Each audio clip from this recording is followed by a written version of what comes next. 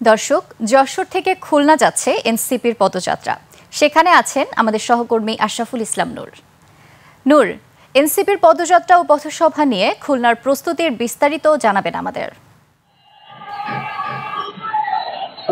জাতীয় নাগরিক পার্টির পথযাত্রার 11তম দিনে আসছেন শিল্পনগরী খুলনাতে এনসিপির কেন্দ্রীয় নেতৃত্ব।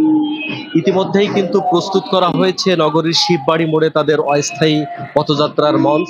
এই মঞ্চেই দাঁড়িয়ে ঐক্যবদ্ধ বাংলাদেশ, সংস্কার, খুন গুমের বিচার, আগামী জাতীয় সংসদ নির্বাচন সব মিলে গুরুত্বপূর্ণ ঘোষণা আসতে পারে এনসিপির কেন্দ্রীয় নেতৃবৃন্দের মুখ থেকে, সেই প্রত্যাশায় খুলনাবাসী।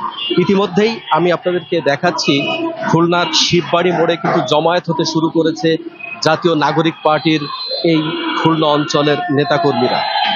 আমরা যেটা শুনছিলাম রিপোর্টে যে যশোর থেকে ইতিমধ্যেই এনসিপির কেন্দ্রীয় নেতৃবৃন্দ খুলনার উদ্দেশ্যে রওনা দিয়েছেন। বৈরী আবহাওয়ার কারণেই কিন্তু একটু ধীরে খুলনাতে কর্মসূচি শুরু হচ্ছে, কিন্তু আমরা দেখাতে পারছি যে এনসিপির তৃণমূল পর্যায়ের নেতাকর্মীরা কিন্তু খুলনার শিববাড়ি চত্বরে এই মুহূর্তে হাজির হয়েছে। এটাই কিন্তু জুলাই আগস্টের গণঅভ্যুত্থানে অগ্নিগর্ভ হয়ে উঠেছিল খুলনার রাজপথের এই অংশটি আন্দোলনের সূতিকাগারে পরিণত হয়েছিল।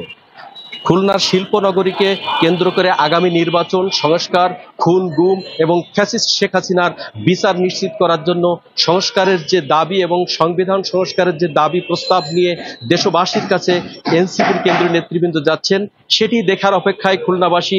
কেন্দ্রীয় নেতৃবৃন্দ খুলনাবাসীর জন্য কি বার্তা নিয়ে আসছেন? নির্ঝরা, খুলনাবাসী এনসিপির কেন্দ্রীয় নেতৃবৃন্দকে বরণ করার অপেক্ষায় খুলনাবাসী। এই ছিল আমার কাছে সর্বশেষ। নির্ঝরা। নূর, অসংখ্য ধন্যবাদ আপনাকে।